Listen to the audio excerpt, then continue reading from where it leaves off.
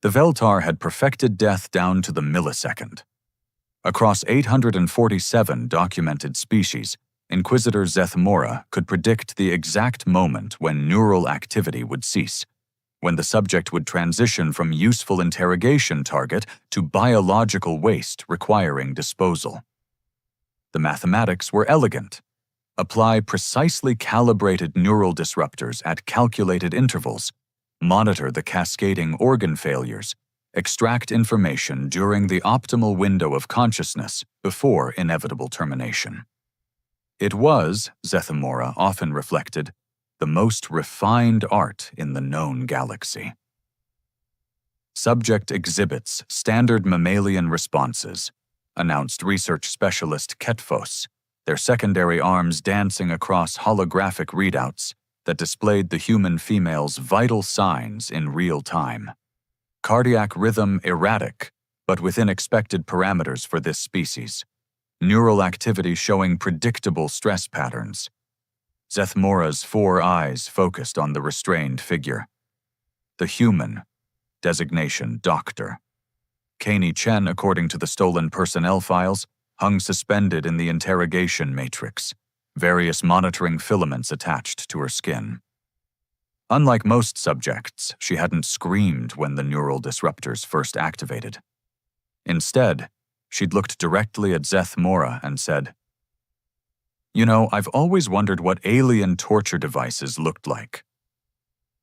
Honestly, kind of disappointed. The comment had been unexpected. "Initiate secondary neural cascade," Zethmora commanded, ignoring the human's earlier remark. The Veltar had broken the will of beings whose intelligence dwarfed most civilizations. One sarcastic biped would present no challenge. The disruptors hummed to a higher frequency. Chen's body convulsed as designed, her nervous system flooding with carefully modulated agony. The readings spiked appropriately, cortisol levels climbing, neural firing patterns fragmenting, cardiovascular stress approaching critical thresholds. Over 97% of viewers here are watching without subscribing. Don't be one of them. Hit that subscribe button right now and join the journey. Every click helps us grow stronger, and you'll never miss the next epic story. Beginning information extraction protocol, Ketphos announced. Subject should be entering optimal compliance window in 3, 2, 1. Are you going to ask me questions, or are we just having an expensive light show? Chen's voice carried remarkably steady, despite the neural interference. Because I have to say, your technique needs work. I once had a root canal that was more unpleasant than this. Zethmora's mandibles clicked in irritation. You will provide the locations of all human research installations in this sector. Will I now? Chen managed what might have been a grin. That's ambitious. What makes you think I know that information? Your personnel designation indicates xenobiology specialization. Your research vessel contained classified navigation data. You possess the required intelligence clearance. You did your homework. Points for preparation. Another convulsion racked her frame as the disruptors cycled through their sequence, but she continued speaking through gritted teeth. Unfortunately, you're operating under a fundamental misunderstanding about how human information security works. The neural disruptors reached peak intensity. According to every model in Veltar databases, the subject should now be approaching complete psychological breakdown, desperate to trade information for relief. Instead, Chen appeared to be critiquing their methodology. Cardiac arrhythmia increasing, Ketphos reported. Neural activity fragmenting as predicted. Subject approaching terminal threshold. Excellent. Continue extraction protocol. Here's the thing about humans, Chen said, her voice growing weaker but maintaining that infuriating conversational tone. We compartmentalize information differently than you'd expect. Even if I wanted to tell you where our research stations are, which I don't, I literally couldn't. They change locations every 48 hours using randomized jump coordinates that I never had access to in the first place. Zethmora leaned closer. You expect us to believe your species operates with such inefficient security protocols? Inefficient, Chen laughed, though it turned into a cough as her respiratory system struggled against the neural assault. It's brilliant. Can't torture information out of someone who doesn't have it. Can't betray your allies if you never knew where they were going anyway. Humans figured that out centuries ago. The readings showed catastrophic organ failure beginning. Chen's cardiac rhythm became increasingly irregular, her neural patterns dissolving into chaotic static. Textbook progression toward termination. Final extraction window opening, Ketvos announced. Subject has perhaps 90 seconds of coherent consciousness remaining. Last chance, Doctor. Chen. Provide useful intelligence, and we can halt the process. Chen's response came as a whisper. Go. Reproduce. With yourself. Her heart stopped at exactly the moment Zethmora's calculations predicted. Neural activity flatlined within the expected time frame. Cellular death cascade initiated precisely on schedule. The human had expired with typical mammalian efficiency, having provided no useful intelligence whatsoever. Disappointing, Zethmora muttered. Archive the interrogation data and dispose of the remains. Perhaps the next human will prove more cooperative. Shall I summon the disposal drones? Ketvos asked. Standard protocol. 30-minute observation period to confirm complete neural cessation, then incineration. The monitoring equipment registered 0 life signs. Chen's body hung motionless in the restraint matrix, her face slack, eyes closed. Another failed interrogation to catalog alongside thousands of others. The Veltar methodology remained undefeated across species barriers, even if this particular subject had proven annoyingly unproductive. Zethmora departed to review intelligence from other captured humans. Ketvos remained to supervise the disposal process, watching the flat-lined displays with professional detachment. 28 minutes elapsed. The disposal drones were already en route. At 29 minutes and 37 seconds, Doctor. Caney Chen opened her eyes. Well, she said, flexing her fingers against the restraints with renewed vigor. That was refreshing. Ketvos stared at the suddenly active vital signs displays, their secondary arms frozen mid-gesture. The cardiac monitor showed a steady, strong rhythm. Neural activity registered not just as active, but remarkably coherent for someone who had been clinically dead for nearly half an hour. Impossible, Ketvos whispered. Chen turned her head to focus on the stunned alien researcher. You know what your problem is? You assume death works the same way for everyone. She tested the strength of her restraints experimentally. Rookie mistake. The disposal drones arrived precisely on schedule, their mechanical voices announcing readiness to process biological waste. They paused in the doorway, sensors detecting contradictory information. A subject simultaneously registered as deceased and actively speaking. I'd call for backup if I were you, Chen suggested helpfully. This is about to get complicated. Ketvos remained paralyzed, staring at impossible readings that suggested their most fundamental assumptions about biology, death, and the nature of consciousness itself might be catastrophically wrong. Chen smiled. It wasn't a particularly friendly expression. Now then, she said, shall we discuss those research station locations? Because suddenly, I remember a few things I'd be happy to share. The emergency klaxon echoed through Research Bay 7 as Ketvos stumbled backward from the monitoring station, their translator struggling to process rapid-fire Veltar profanity. Within minutes, half the facility's scientific staff crowded around Chen's restraint matrix, chittering and arguing in overlapping dialects, while their instruments insisted on maintaining contradictory readings. Metabolic resurrection is theoretically impossible, declared Chief Researcher Voxhelm, their 8 legs carrying them in agitated circles around the equipment. Complete neural shutdown for 29.62 minutes. No electrical activity, no cellular respiration, no quantum coherence in the brain tissue.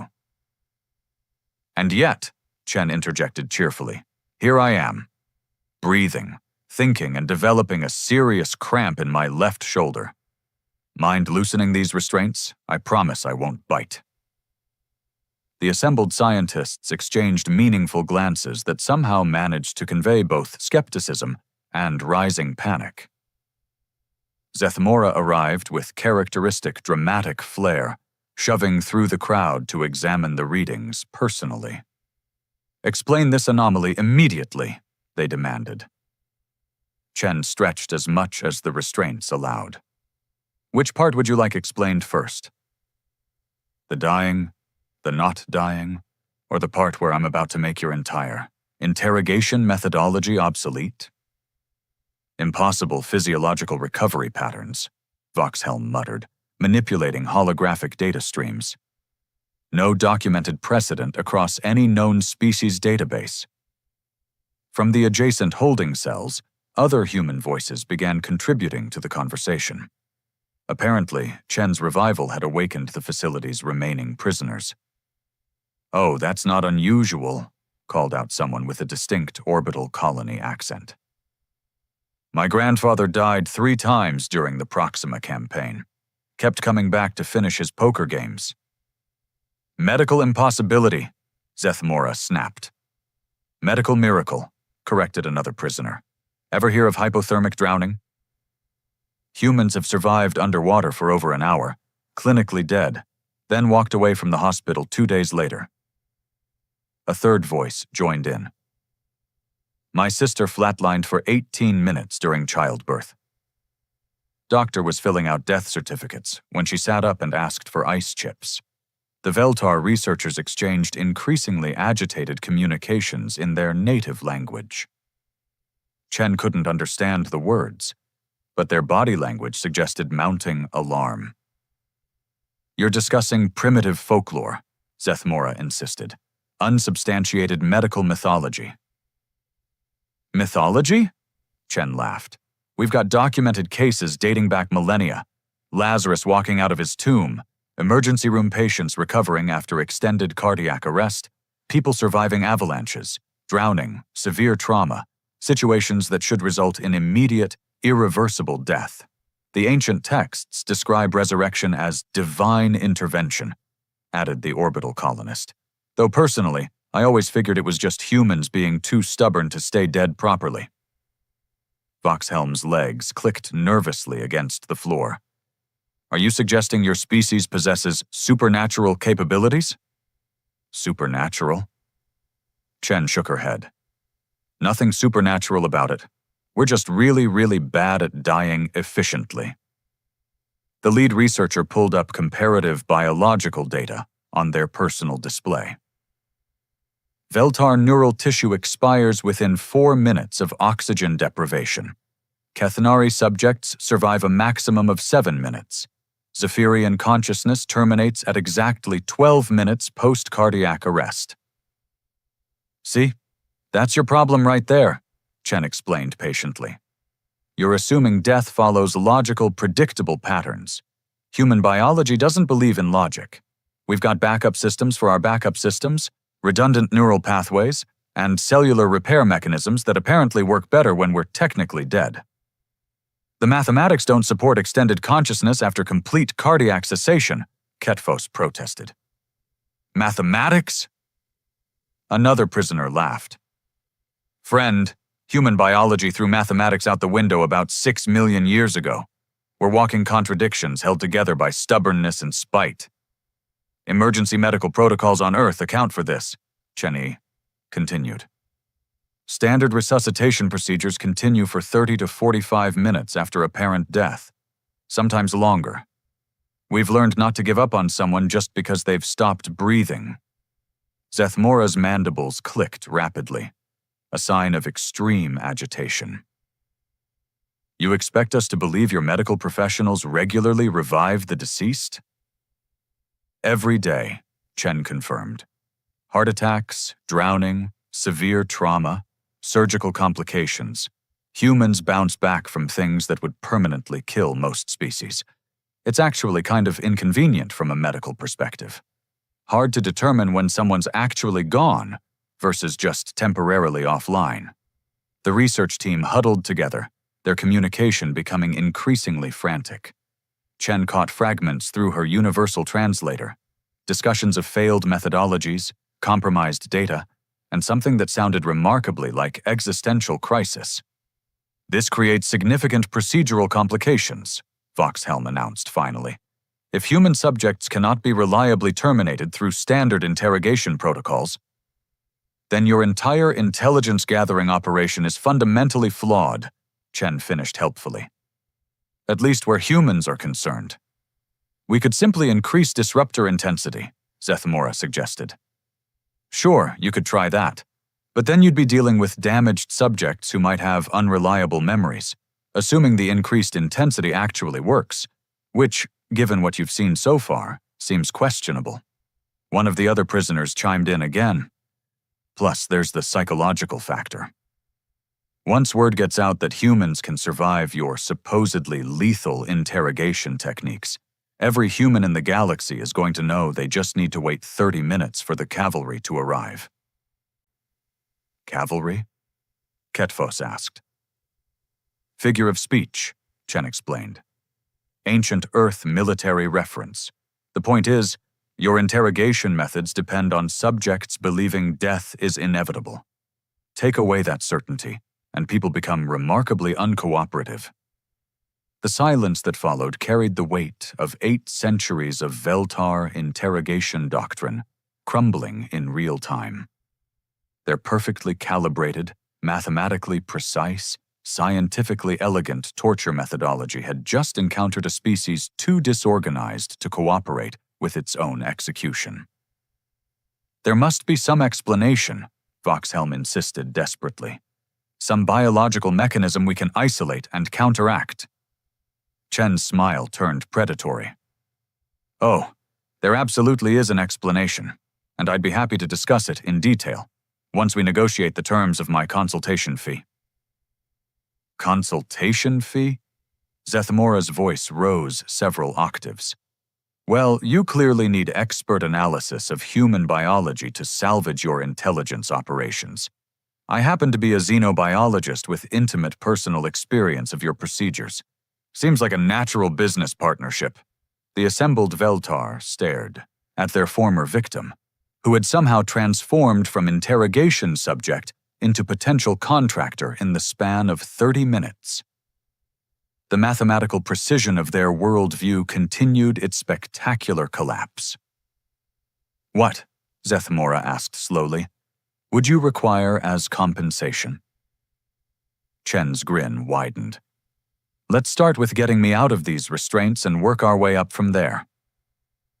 The encrypted transmission reached 17 different Veltar intelligence outposts simultaneously, each message carrying the same impossible data. Human subject survived terminal interrogation protocol. Recommend immediate species reassessment. Within 6 standard hours, the response came back in a flood of incredulous communications from across 3 galactic sectors. Commander Dexloth at the Kepler Station facility transmitted first. Attempted enhanced interrogation on human engineer. Subject expired after 14 minutes. Revived spontaneously at 26 minutes. Now claims entire conversation was performance art. The Centauri installation reported similar phenomena. Human diplomat survived 90 minutes of neural cascade. Upon revival, offered to teach us proper torture techniques in exchange for coffee and pastries. From the Outer Rim facilities, 3 human subjects, 3 revival events. One claims to have met his grandmother during the experience and brought back her recipe for something called chicken soup. Zethmora's research team gathered in the facility's primary analysis chamber, holographic displays showing the cascade of reports that continued flooding their communication networks. Each account detailed humans surviving procedures that had never failed to produce definitive termination across hundreds of other species. This cannot represent standard human physiology, Voxhelm insisted, though their confidence had notably deteriorated. Perhaps we captured an unusual subset of their population. 17 separate facilities, Ketvos read from the data streams. 43 individual human subjects. 100% survival rate during procedures with historically perfect lethality records. Chen, now unrestrained and sitting comfortably in what had previously been an interrogation chair, sipped something the Veltar claimed was nutritionally appropriate for human consumption. It tasted like metallic fruit juice, but she'd had worse field rations. "You know what's really going to cook your circuits?" she asked conversationally. "Wait until you realize we've been doing this accidentally across the galaxy for decades." "Elaborate," Zethmora demanded. "Think about it. How many human prisoners have you processed over the years? How many got declared dead, scheduled for disposal, then somehow vanished before incineration?" The research team exchanged glances that managed to convey both horror and dawning comprehension. "We assumed disposal drone malfunctions," Voxhelm whispered. "Equipment failures. Clerical errors." "Nope. We were literally walking away while you weren't looking." Chen took another sip of her alleged nutrition drink. "Probably dozens of humans have escaped your facilities by playing dead better than you realized."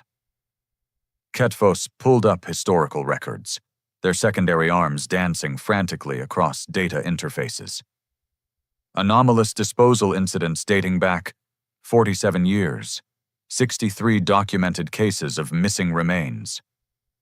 63 humans you thought you killed who actually just took unauthorized breaks from being dead, Chen confirmed. And now they're out there, spreading word that Veltar interrogation is survivable. The implications hit the research team like a cascading system failure. If humans could survive their methodologies, and if word of that survival was spreading through human networks, then every future interrogation would face subjects who knew death wasn't permanent. "Psychological warfare effectiveness drops to 0, Zethmora muttered. "Worse than 0, Chen corrected, because now you're dealing with humans who know they just need to wait out your procedures. And trust me, humans excel at being stubborn when we know there's an end point." Another wave of transmissions arrived from distant facilities. The pattern was becoming unmistakable. Wherever Veltar forces had attempted human interrogation, subjects were reviving after apparent termination. "The Rigel Complex reports their human subject woke up during the disposal process," Ketvos announced. "Apparently asked the disposal drones for directions to the nearest exit. Proxima Base indicates their subject began critiquing their interrogation technique while still flatlined on monitoring equipment," Voxhelm added, with growing dismay. Chen nodded approvingly. "That sounds like Commander Torres. She's got strong opinions about proper procedure implementation." "You know these individuals?" "Human military networks are smaller than you'd think. Word travels fast, especially when it's something as useful as, 'Hey, alien torture doesn't actually work on us.'" The facility's communication array chimed with an incoming priority message. Zethmora accepted the transmission, and a holographic figure materialized, another Veltar commander, but one whose bearing suggested significantly higher authority. "Inquisitor Zethmora," the figure began without preamble. "Reports indicate you've encountered unprecedented interrogation failures." "Admiral Ketvos," Zethmora acknowledged with obvious reluctance. "We have discovered certain complications regarding human physiology. Complications that have apparently spread to 47 separate intelligence operations across 3 sectors. Explain." Chen raised her hand. "Mind if I field this one?" The Admiral's attention focused on her with predatory intensity. You are the anomalous human subject. I'm Dr. Caney Chen, xenobiologist, and apparently your organization's first consultant on human survival. Biology. She stood up, stretching casually. Here's the situation. Your entire interrogation methodology depends on precise biological predictability. Humans don't do predictable. We're evolutionary accidents held together by redundancy and sheer bloody-mindedness. You claim this represents universal human characteristics? Universal enough that you're going to need a completely new approach if you want useful intelligence from human subjects. Chen gestured towards the ongoing data streams showing similar reports from across the galaxy. Unless, of course, you enjoy conducting interrogations where your subjects treat the whole experience as an inconvenient nap. Admiral Keith Vess processed this information with visible difficulty. The Veltar had built their reputation on methodical, scientific intelligence gathering. The idea that an entire species could simply ignore their procedures violated fundamental assumptions about biological vulnerability. Recommendations? The Admiral asked finally. Chen smiled. Well, you could try asking nicely. Humans respond surprisingly well to basic courtesy, comfortable accommodations, and decent food. Much better than we respond to torture, as it turns out. That suggestion lacks the precision our methodology requires. Your methodology just failed catastrophically against an entire species, Chen pointed out. Maybe it's time to consider that precision isn't as universally applicable as you assumed. The Admiral's image flickered as they processed reports continuing to stream in from facilities across their operational network. Each transmission painted the same picture: human subjects surviving impossible procedures, then treating their survival as unremarkable. This intelligence failure represents an existential threat to our operational effectiveness, Admiral Kethaves announced grimly. Only if you keep trying to use the wrong tools for the job, Chen replied. But I've got some thoughts on alternative approaches, if you're interested in consulting services. The silence that followed carried the weight of an entire intelligence apparatus, realizing that their most fundamental assumptions about life, death, and information extraction might be spectacularly wrong. What, the Admiral asked slowly, would these consulting services entail? 3 days later, Chen found herself in the unprecedented position of lecturing a room full of the galaxy's most feared interrogation specialists. The irony wasn't lost on her. The same beings who had strapped her to a torture device now hung on her every word, frantically taking notes as she explained why their perfect system had crumbled. The fundamental issue, she began, gesturing at a holographic display showing comparative biological data, is that you've built your entire methodology around the assumption that death is binary, alive or dead, on or off, 1 or 0. Admiral Kethaves leaned forward from their position at the conference table. This assumption has proven accurate across 847 documented species. Right, but humans didn't get the memo. Chen manipulated the display to show human cardiac arrest statistics. We exist in this bizarre gray area between functional and catastrophic failure. Our brains keep working for minutes after our hearts stop. Our cells can survive extended periods without oxygen. Our nervous systems have backup pathways that activate during trauma. Zethmora clicked their mandibles skeptically. You describe your species as fundamentally defective. Defective? We prefer creatively engineered by natural selection's drunk cousin. Chen pulled up evolutionary timelines. Humans developed on a planet that spent millions of years trying to kill us in increasingly creative ways. Ice ages, volcanic eruptions, predators, diseases, climate shifts. We survived because we became really good at not staying dead when something tried to kill us. The assembled Veltar exchanged communications in their native language. Chen caught fragments through her translator, discussions of biological anomalies, evolutionary impossibilities, and what sounded like professional despair. Your interrogation techniques work brilliantly on species that die efficiently, Chen continued. Clean neural shutdown, predictable organ failure, tidy biological conclusions. But humans? We're held together by evolutionary duct tape and cellular stubbornness. She activated another display showing brain scan comparisons. Veltar neural activity terminates within microseconds of cardiac arrest. Very clean, very predictable. Human brains? They keep firing randomly for 20 to 30 minutes, sometimes longer. We call it dying badly from a medical perspective. This extended neural activity explains the survival phenomenon, Voxhelm asked. Partly. But it gets better. Chen's smile carried the satisfaction of someone about to deliver a particularly devastating punchline. Human cells have this quirky habit of going into what we call hibernation mode during extreme trauma. Metabolism slows to almost nothing, oxygen requirements drop dramatically, and cellular repair systems actually work more efficiently. Impossible, Admiral Keithves protested. Our medical analyses show complete cellular death. Your analyses measure cellular activity based on normal metabolic rates, Chen explained patiently.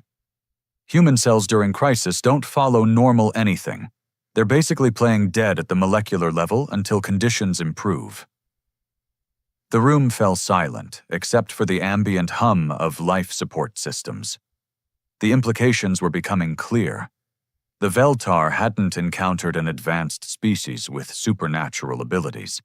They'd run headfirst into a biological train wreck that was too disorganized to die properly. Furthermore, Chen continued, warming to her theme, human consciousness doesn't shut down linearly like other species. We've got distributed processing, redundant memory systems, and what our neuroscientists call backup awareness protocols that kick in during extreme stress. She pulled up historical medical data from Earth. Emergency room physicians have known for centuries that humans can survive extended clinical death. The record holder was underwater for over 2 hours, clinically dead for 43 minutes, and walked out of the hospital with minor brain damage. Your species considers this normal? Ketvos asked in apparent horror. Normal enough that it's covered in basic medical training. We've got entire protocols built around the assumption that dead humans might not be permanently dead. Chen shrugged. It's actually kind of annoying from a healthcare perspective. Hard to declare someone deceased when they might just be taking an extended break from breathing. Admiral Keithves processed this information with visible difficulty. These biological irregularities render our interrogation methodology completely ineffective. Against humans, yes, your techniques are scientifically elegant and mathematically precise, which is exactly why they don't work on us. Chen gestured broadly. You've created the perfect system for breaking species that cooperate with logical biological processes. Humans are fundamentally illogical. Recommend alternative approaches, the Admiral commanded. Well, you could try treating us decently and asking nicely. Most humans are surprisingly cooperative when you're not actively trying to kill them. Chen paused thoughtfully. Revolutionary concept, I know. The silence that followed carried 8 centuries of Veltar interrogation doctrine, dissolving into irrelevance.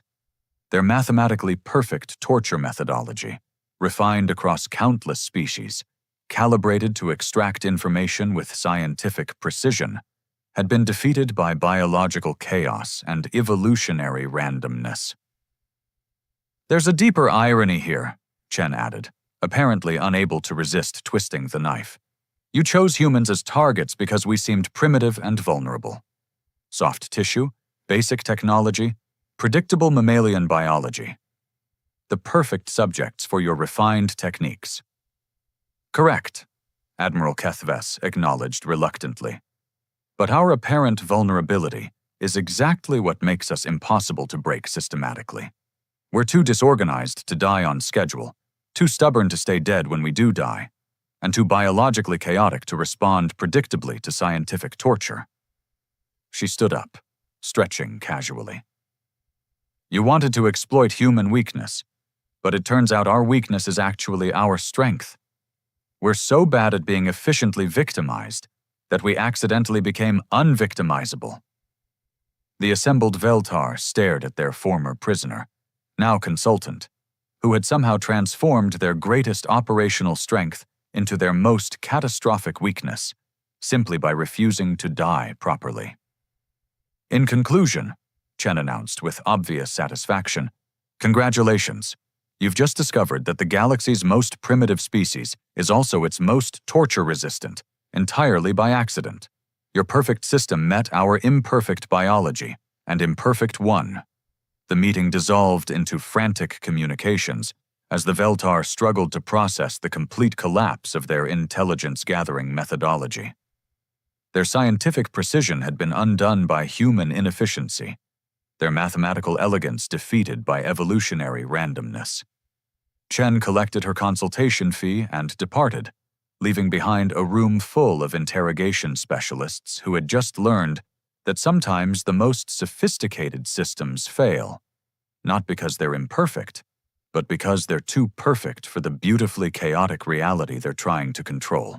Outside the facility, she paused to look up at the stars, each one potentially harboring Veltar operations that would soon discover their methods were useless against humanity's most unexpected superpower, being too disorganized to die efficiently. It was, she reflected, probably the most human way possible to accidentally conquer the galaxy's most feared intelligence network.